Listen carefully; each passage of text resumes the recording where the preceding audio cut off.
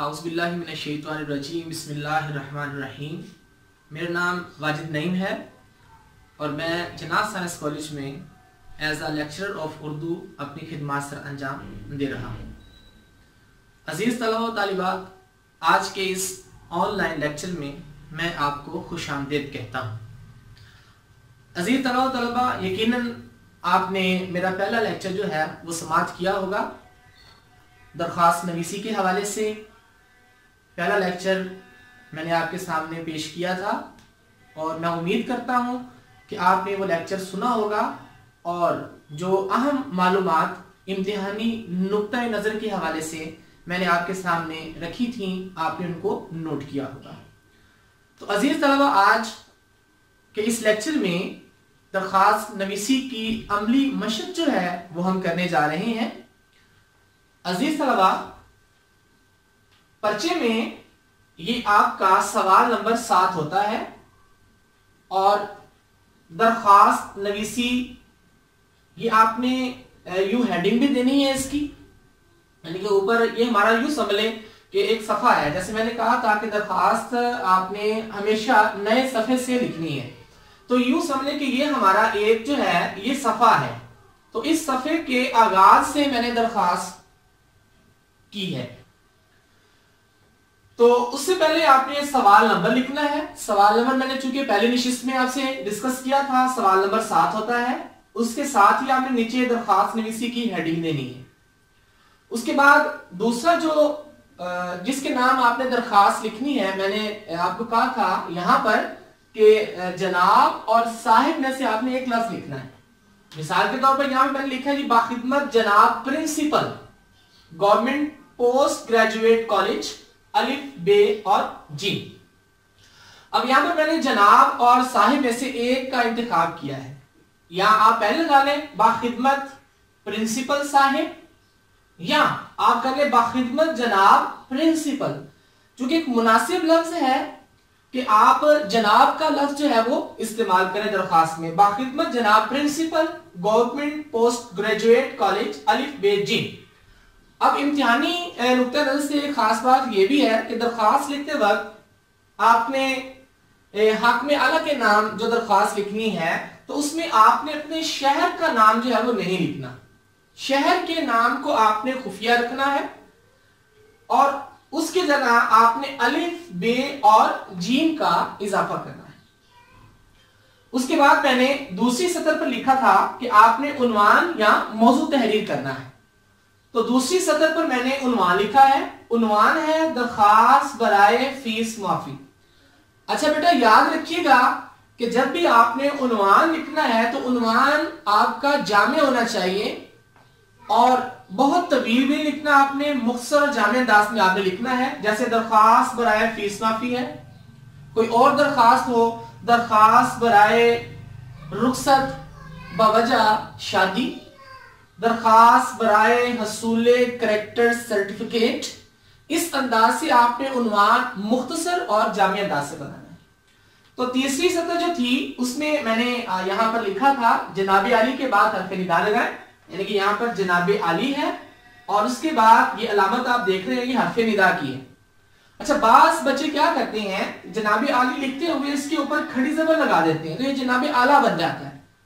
तो आपने खड़ी जबर जो है वो नहीं लगानी, यहां जनाबे आली और उसके साथ ही आपने ये एक हरफ निदा की अलामत है वो आपने लगानी, यानी कि जब किसी को मुखातिब किया जाता है तो उस वक्त हरफ निदा की अलामत लगाई जाती है।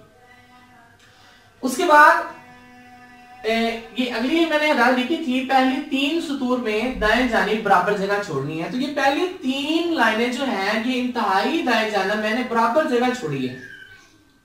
बहुत से बच्चे ऐसे लिखते हैं कि यहाँ पहला जो जुमला है हक में मजाज के नाम वो यहां से लिख दिया, उन्वान को दरमियान में लिख दिया, फिर जनाबे अली को फिर दरमियान में लिख दिया। तो ऐसा करने से बेटा आपने गुरेज करना है। आपने पहली 3 सतूर में दाई, यहां पर दाई जानिब जो है वो आपने बराबर जगह छोड़नी है। ये पहली 3 सतरें होंगी हमारी। उसके बाद अगली हिदायत में लिखी यहां पर दरखास्त के नफ्स मज़मून को कम से कम 2 या 3 पैराग्राफ में आपने लिखना है। तो बेटा मैंने दरखास्त के पैराग्राफ बनाए हैं यहाँ पर, और उसके आगाज करने का और इख्तिताम करने का तरीका मैंने यहाँ पर लिखा है जी। अच्छा बेटा, दरख्वास्त लिखते वक्त जब आपने पहली 3 सतरें लिख लेनी है तो जनाबे आली जहां लिखा है उसके बिल्कुल नीचे से आपने आगाज करना है, यानी कि आगाज चंद जो है वो आपने तमहीदी कलिमात से करना है। यहां पर मैंने 3-4 तमहीदी कलिमात लिखे हैं, किसी एक का भी आप इंतखाब कर लें, जैसे मुअद्दबाना गुजारिश है, नहायत अदब से गुजारिश है, मुअद्दबाना इल्तिमास है, वगैरह वगैरह के अल्फाज से आपने इस जनाबे आली के नीचे से जो है वो शुरू करना है। फिर थ्रू आउट ये आपकी एक लाइन, यहाँ लाइन लगी हो या ना लगी हो तो थ्रू आउट आपने लिखना है। बहरहाल यहां से आपने एक खत जरूर खींचना है, ये मैंने खींचा हुआ है खत, ताकि ये बराबर जगह भी छोड़ी हुई है, खत भी खींचा हुआ है, और इससे मैंने आगाज किया यहां से। और उसके बाद दूसरी सतर पर जब आपने अपनी तहरीर बनानी है या तहरीर लिखनी है तो बेटा आपने इस लाइन के साथ से फिर आगे तक लिखना है। फिर दूसरी सतर है, यहां से इसी लाइन के साथ से अगली इसके बराबर तक आपने आना है। फिर यहां से फिर आपने जो पैराग्राफ बनाना है तो बेशक यहां पैराग्राफ बना दें आप, ये आपका पहला पैरा मुकम्मल हो जाएगा। तो अब तमीद और आगाज के तौर पर कलिमात में आपने अपने हवाले से बात करनी है कि मैं फुला साल से आपके जेरे साया तालीम हासिल कर रही हूं या कर रहा हूं, और मैं क्लास का एक होनहार तालिबे इल्म रहा हूं, और तमाम असातिज़ा जो हैं वो मेरी तालीमी कारकर्दगी से जो मुतमईन है। इस अंदाज से आपने प्रिंसिपल के जहन में अपना एक पूरा स्ट्रक्चर जो है, पूरा ढांचा जो पहले बनाना है कि मैं क्लास का एक होनहार तालिबे इल्म हूं। उसके बाद बेटा दूसरा पैराग्राफ जो है वो इसी तरह, जहां पहली पैराग्राफ आपने बनाया है जनाबे आली के नीचे से, इसी तरह आपने दूसरा पैराग्राफ भी जो है वो उसी के नीचे से बनाना है। ये मैंने यहां पर देखिए ये डॉट लगाए हैं, ब्लैक डॉट आपको नजर आ रहे होंगे। तो यहां पर तमहीदी कलिमात के बाद वो मकसद लिखा जाए जो बतौर उन्वान पर्चे पर दर्ज है। अब देखिए यहां पर मैंने बतौर उन्वान लिखा है दरख्वास्त बराए फीस माफी।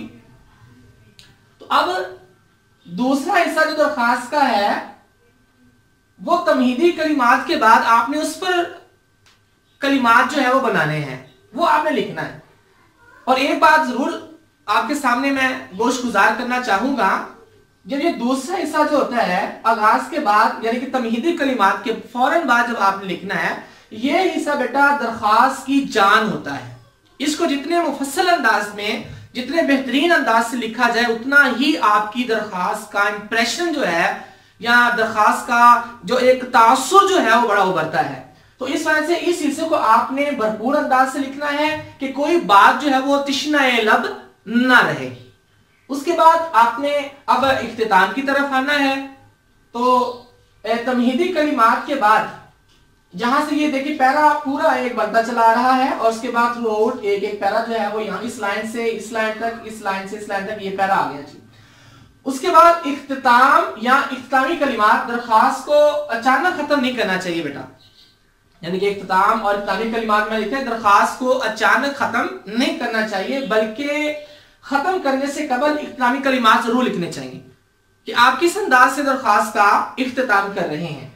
तो मुख्तलिफ किस्म के इख्तितामी कलिमात होती हैं, जैसे यहाँ पर मैंने आपको आगाज में कहा था कि एक अदबी जुमले के साथ जो है वो आपने दरख्वास्त का आगाज करना है ताकि अच्छा तासुर जो है वो आपकी दरख्वास्त से उभरे।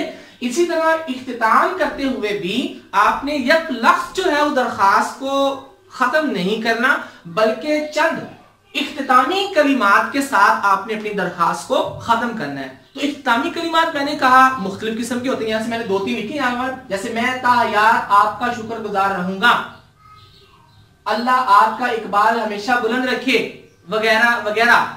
आगे आप लिख सकते हैं ऐन नवाजिश होगी। तो ये बेटा 3 हिस्सों पर मुश्तमिल जो है वो आपकी दरख्वास्त का नफ्से मज़मून होता है, जिसको मैंने बड़े ही शुस्ता अंदाज में, बड़े ही खूबसूरत अंदाज में आपके सामने बयान किया है।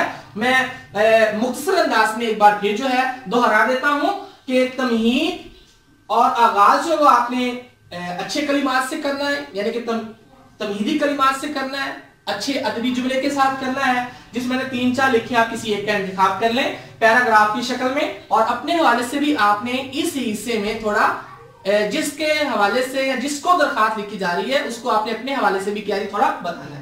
उसके बाद तमीदी कलिमात के फौरन बाद वो मकसद जो बतौर उन्वान आपको दिया गया है आपने उसको अच्छे अंदाज से एक्सप्लेन करना है। और मैं एक बार फिर आपको बताना चाहूंगा कि मैंने पहले कहा है कि ये हिस्सा आपकी दरखास्त की जान होता है, इसको जितने मुफस्सल अंदाज से लिखा जाए वो आपके लिए बेहतर होता है। उसके बाद इख्तितामी कलिमात हैं, तो दरखास्त को यक लफ्ज़ जो है वो खत्म नहीं करना चाहिए बल्कि कुछ इख्तितामी कलिमात का इंतखाब करते हुए दरखास्त को इख्तिताम पजीर करना चाहिए या इख्तिताम की तरफ ले जाना चाहिए। और उसके बाद बेटा मैंने यहाँ पर लिखा है, अगली लिखा था दरखास्त के आखिर में इंतहाई बाई जानिब अल आरिस या दरखास्त गुजार के लफ्ज़ लिखें। ये इंतहाई जो है वो बाई जानिब जो है मैंने यहाँ पर दरखास्त गुजार, आपका ताबे फरमान, शागिर्द, अलिफ बे और जिम। यहाँ पर नाम भी आपने नहीं लिखना, इसको भी आपने खुफिया रखना है, सेम इसी तरह जिस तरह यहां आपने अपने शहर का नाम नहीं लिखा था। और फिर इसी के आपने इंतहाई दाई जानिब, ये यहां बाई जानिब आपने लिखा है, जैसे यहां पर मैंने लिखा दरखास्त के आखिर में इंतहाई बाई जानिब अल आरिस या दरखास्त गुजार लिखिए और उसके इंतहाई दाई जानिब आपने तारीख लिखनी है। तो तारीख लिखने का यहाँ तरीका मैंने लिखा था कि आपने मोरखा या तारीख का लफ्ज नहीं लिखना, तो मैंने यहाँ मोरखा और तारीख का लफ्ज नहीं लिखा। उसके साथ मैंने यहां पे लिखा था तारीख हिंदसों में, तारीख हिंदसों में, महीना लफ्जों में, जबकि साल जो है वो आपने हिंदसों में लिखना है। तो ये यकम है, आप ये इस अंदाज से भी लिख सकते हैं। बाकी जितनी भी तारीखें आपने लिखनी है वो आपने इसी अंदाज से लिखनी है। जैसे फर्ज करें 2 तारीख है तो आप 2 यूं लिखेंगे, 3 तारीख है तो 3 आप यूं लिखेंगे, 4 तारीख है तो 4 आप यूं लिखेंगे। यानी कि बाकी आपने तारीखें जितनी भी है वो आपने हिंसों में लिखनी है। यकम का लफ्ज आप इस अंदाज से लिख सकते हैं, बाकी महीना जो है वो आपने लफ्जों में लिखना है। उसके बाद साल जो है वो भी आपने हिंदसों में लिखना है। तो मैंने ये सारी चीजें जो है वो इसी हदायत को मद्देनजर रखते हुए यहां पर लिखी है। तो ये यहां पर बेटा आपका ये 10 नंबर का सवाल जो है वो मुकम्मल हो जाता है। और अगर हम नंबरों की बात करें कि मुमतहिन जो पेपर चेक करता है तो वो किस अंदाज से नंबर देता है, पहला जुमला जो हाकिम मजाज के नाम आपने लिखा है उसका 1 नंबर होता है, अगर आपने इसी तरतीब से लिखा है। उसके बाद उन्वान का 1 नंबर होता है और जनाब अली का 1 नंबर होता है। तो ये 3 नंबर आपके पहले 3 सतूर के होते हैं। उसके बाद तारीख लिखने के और यहां पर दरखास्त गुजार या अल आरिस लिखने का 1 नंबर होता है। तो ये 5 नंबर आपके सिर्फ और सिर्फ ढांचे के होते हैं, तरीकाकार के होते हैं। जैसे यहां पर मैंने लिखा था कि मजमूई नंबर जो है वो 10 हैं, 5 नंबर मवाद के जबकि 5 नंबर तरीकाकार के हैं। तो तरीकाकार के 5 नंबर है 1 2 3 4 5। ये 5 चीजें जो है वो आपका स्ट्रक्चर कहलाती हैं, दरखास्त का ढांचा कहलाती हैं। और उसके बाद ये दरमियान में है, ये आपका नफ्स मज़मून आ जाता है, आपका मवाद आ जाता है जो 5 नंबरों पर मुश्तमिल होता है। आगाज पर आपने अगर दरखास्त का आगाज अच्छा किया है तो मुमकिन के ज़हन में उसका 1 नंबर होता है। उसके बाद दूसरा हिस्सा है तमीदी कलिमात के बाद वो मकसद जो बतौर उन्वान दिया गया है आपने इसको लिखना है। मैंने कहा था ये हिस्सा आपके दरखास्त की जान होता है, इसको जितने अच्छे अंदाज से लिखेंगे उतना अच्छा तासुर होगा।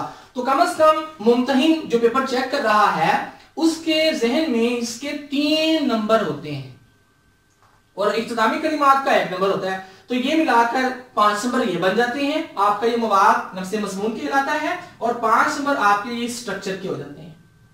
तो इस अंदाज से 10 नंबर का सवाल है। इस तरह मुख्तलिफ दरखास्तें आपको आ जाती हैं, मैंने यहाँ पर लिखी हैं। दरखास्त का नाम जैसे छुट्टी की दरखास्त है, फीस माफी की दरखास्त है, जुर्माने की दरखास्त है, दोबारा दाखिले की दरखास्त है, तफरीही टूर की दरखास्त है, हत्ता के करैक्टर सर्टिफिकेट के हसूल की दरखास्त है। तो उसके लिए जो आपने जो हाकिम मजाज के नाम जो लफ्ज या कलिमात का आगाज करना है वो है कि बाखिदमत जनाब प्रिंसिपल गवर्नमेंट कॉलेज अलीबेजी, कोई भी आ सकता है। इसी के साथ बिल बिजली तसहीह, यानी कि बिजली के बिल की तसहीह करना चाह रहे हैं आप, ज्यादा बिल आ गया है। कनेक्शन बिजली है, बिजली का नया कनेक्शन लगवाना चाह रहे हैं आप। नाकस तरसील बिजली, यानी कि बिजली की बहुत नाकस तरसील हो रही है, तो उस वक्त आपने जो हाकिम मजाज के नाम जुमला बनाना है वो है बाखिदमत जनाब चेयरमैन वाबडा। आगे इलाका जो है वो उसका आपने नाम मैंने कहा था नहीं लिखना, अली बेजी लिखना है। या आप लिख ले बाखिदमत जनाब इंजीनियर वाबडा अली बेजी।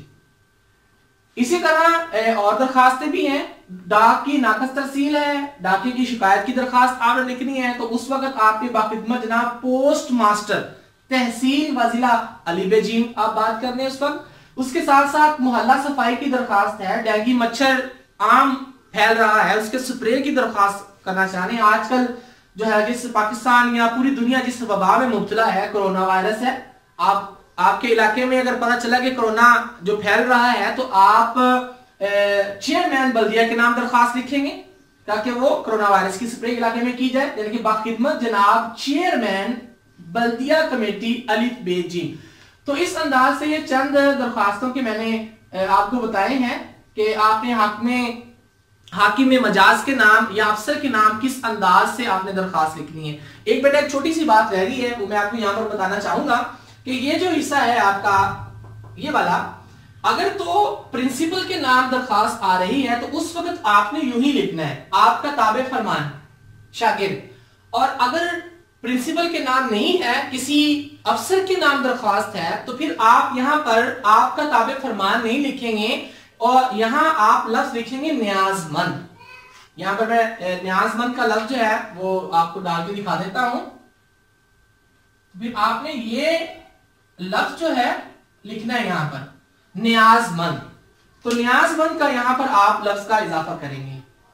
तो मैं उम्मीद करता हूं कि आपने बड़े ही खूबसूरत अंदाज से इस लेक्चर को समाप्त किया होगा और अब घर बैठकर आपने ये जो मैंने उन्वानात यहां दिए हैं इनकी बेटा प्रैक्टिस कीजिएगा और एक दो दरखास्तें आप जो है वो जरूर बतौर मशक जो है वो अपने रजिस्टर पर जुबानी जो है वो आप लिख के देखिएगा। इसके साथ ही वाजिद नेम को इजाजत दीजिए, इंशाअल्लाह एक नए लेक्चर के साथ कल आपके सामने हाजिर खिदमत होंगे। अस्सलाम वालेकुम।